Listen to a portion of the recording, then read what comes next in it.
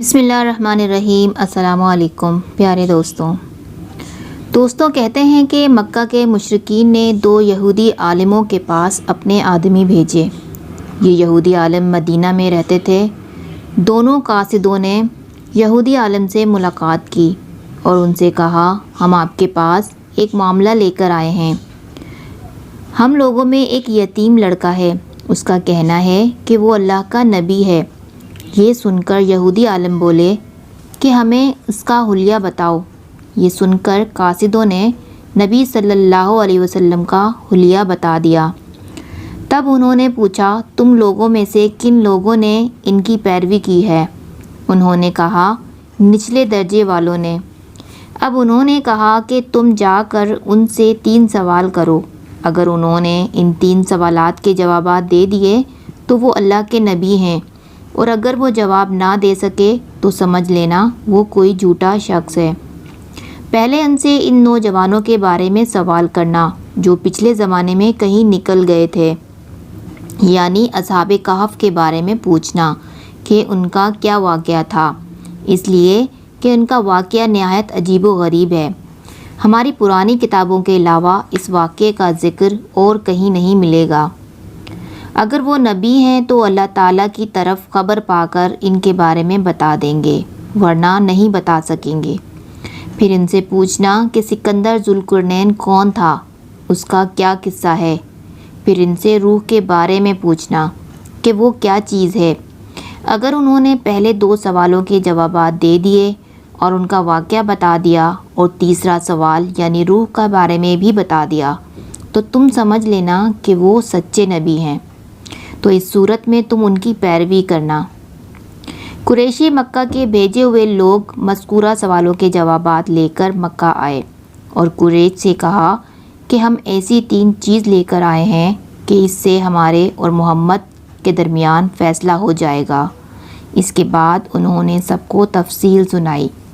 اب یہ مشرکین نبی اکرم صلی اللہ علیہ وسلم کے پاس آئے۔ انہوں نے آپ سے کہا کہ اے محمد، اگر آپ اللہ کے سچے رسول ہیں تو ہمارے 3 سوالات کے جوابات بتا دیں۔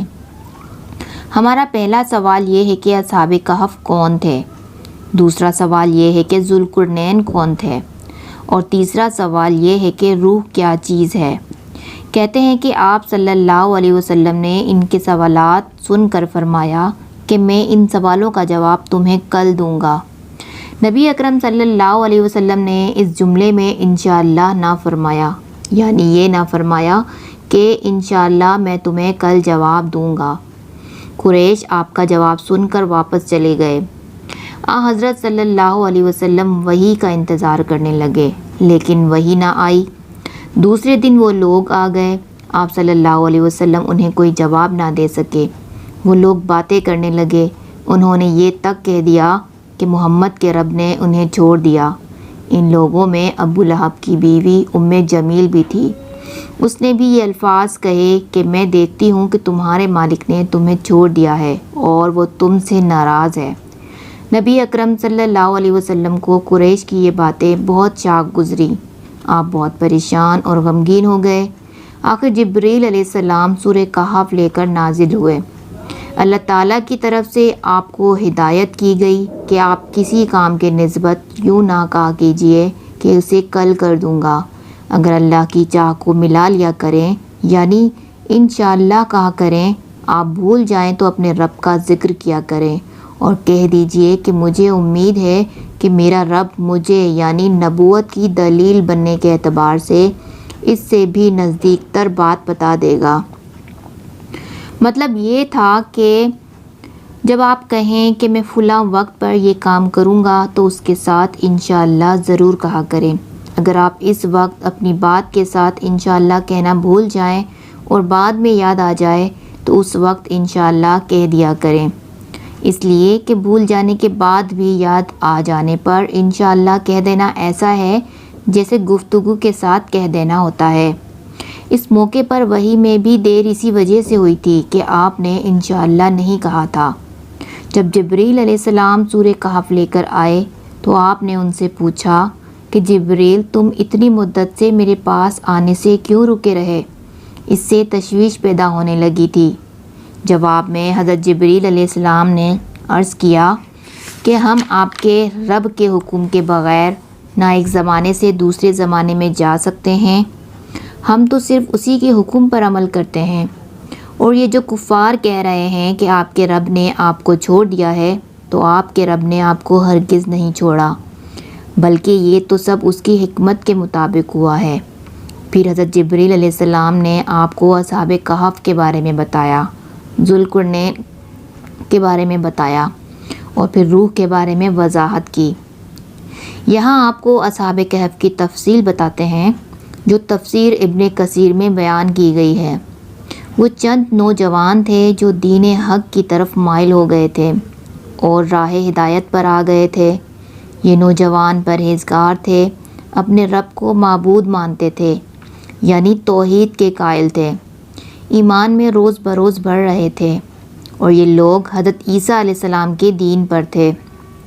لیکن بعض روایات سے یہ بھی معلوم ہوتا ہے کہ یہ واقعہ حضرت عیسیٰ علیہ السلام سے پہلے کا ہے، اس لیے کہ یہ سوال یہودیوں نے پوچھے تھے۔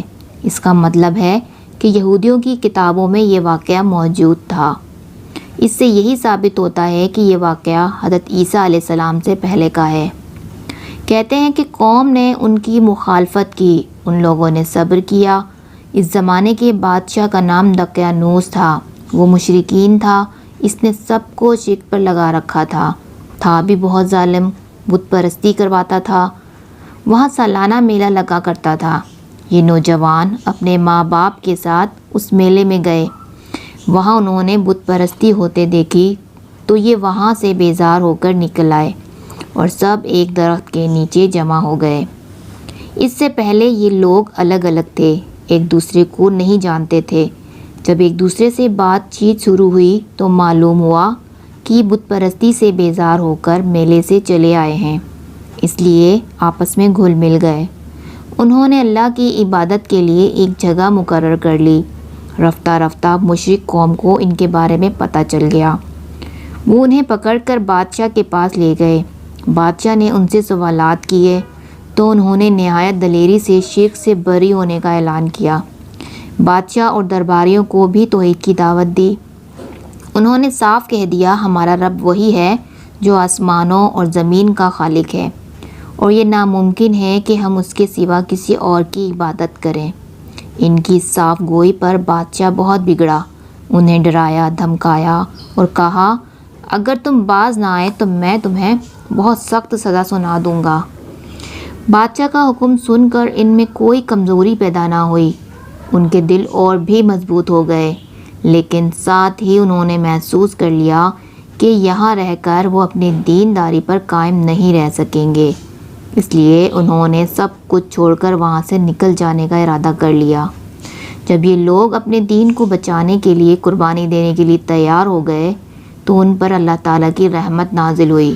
ان سے فرما دیا گیا کہ جاؤ تم کسی غار میں پناہ حاصل کرو، تم پر تمہارے رب کی رحمت ہوگی اور وہ تمہارے کام میں آسانی پیدا فرما دے گا۔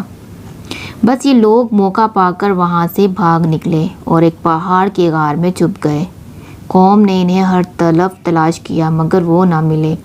اللہ تعالیٰ نے انہیں ان کے دیکھنے سے عاجز کر دیا۔ دوستوں یاد رہے بالکل اسی قسم کا واقعہ حضور محمد صلی اللہ علیہ وسلم کے ساتھ بھی پیش آیا تھا، جب آپ نے حضرت ابو بکر صدیق رضی اللہ عنہ کے ساتھ غار ثور میں پناہ لی تھی، لیکن مشرکین غار کے منہ تک آنے کے باوجود آپ کو نہیں دیکھ سکے تھے۔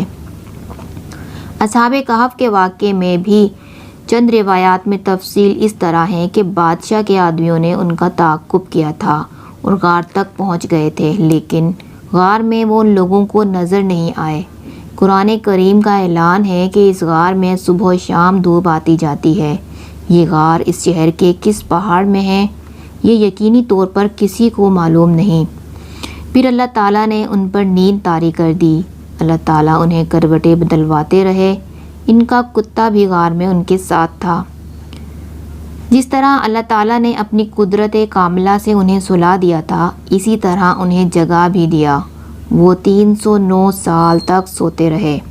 اب 309 سال بعد جاگے تو بالکل ایسے تھے جیسے ابھی کل ہی سوئے تھے۔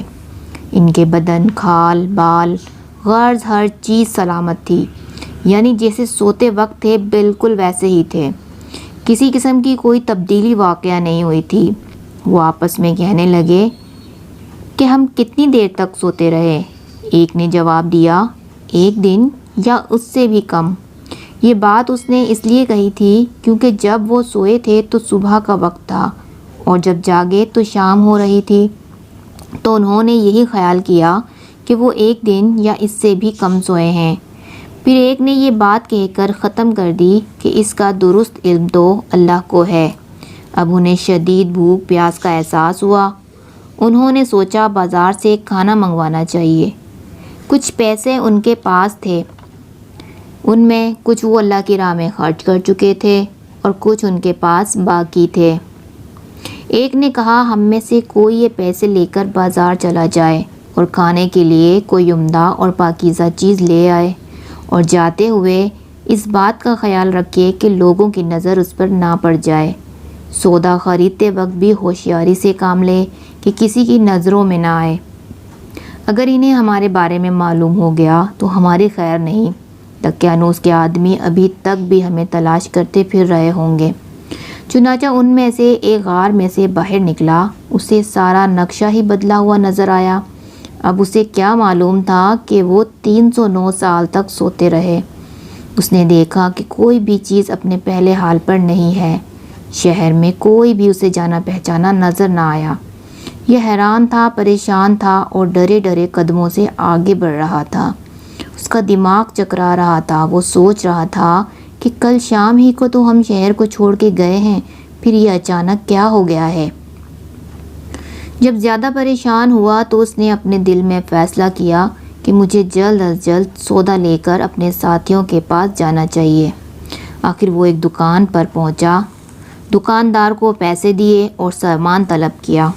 دکاندار اس سکے کو دیکھ کر حیرت زدہ رہ گیا۔ اس نے وہ سکہ ساتھ والے دکاندار کو دکھایا اور بولا، بھائی ذرا دیکھنا یہ سکہ کس زمانے کا ہے؟ اس نے دوسرے کو دیا۔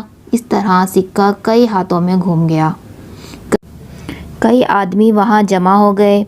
آخر انہوں نے اس سے پوچھا، تم یہ سکہ کہاں سے لائے ہو؟ تم کس ملک کے رہنے والے ہو؟ جواب میں اس نے کہا، میں تو اسی شہر کا رہنے والا ہوں، کل شام ہی کو تو یہاں سے گیا ہوں۔ یہاں کا بادشاہ دقیانوس ہے۔ وہ سب اس کی بات سن کر ہنس پڑے اور بولے، یہ تو کوئی پاگل ہے، اسے پکڑ کر بادشاہ کے پاس لے چلو۔ آخر اسے بادشاہ کے سامنے پیش کیا گیا۔ وہاں اس سے سوالات ہوئے۔ اس نے تمام احوال سنائے۔ بادشاہ اور سب لوگ اس کی کہانی سن کر حیرت زدہ رہ گئے۔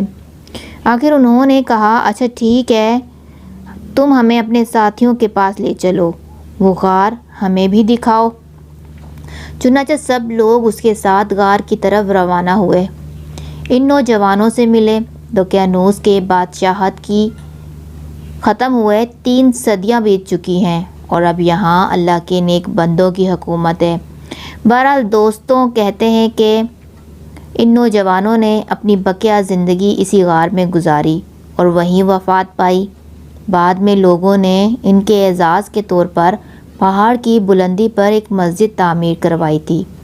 ایک روایت یہ بھی ہے کہ جب شہر جانے والا پہلا نوجوان لوگوں کو لے کر غار کے قریب پہنچا تو اس نے کہا، تم لوگ یہیں ٹھہرو، میں جا کر انہیں خبر کر دیتا ہوں۔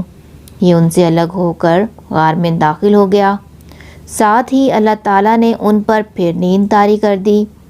بادشاہ اور اس کے ساتھی انہیں تلاش کرتے رہے، نہ وہ ملا اور نہ وہ غار انہیں نظر آیا۔ اللہ تعالیٰ نے ان کی نظروں سے غار کو اور ان سب کو چھپا دیا۔ ان کے بارے میں لوگ خیال ظاہر کرتے رہے، وہ 7 تھے، 8واں ان کا کتا تھا، یا وہ 9 تھے اور 10واں ان کا کتا تھا۔ بہرحال ان کی گنتی کا صحیح علم جو ہے وہ اللہ کو ہی ہے۔ اللہ تعالیٰ نے اپنے نبی صلی اللہ علیہ وسلم سے ارشاد فرمایا کہ ان کے بارے میں کوئی بحث نہ کریں اور نہ ان کے بارے میں کسی سے دریافت کریں، کیونکہ ان کے بارے میں لوگ اپنی طرف سے باتیں کرتے ہیں، کوئی صحیح دلیل ان کے پاس نہیں۔ معلوم ہوا کہ تعداد پر زیادہ بحث نہیں کرنی چاہیے۔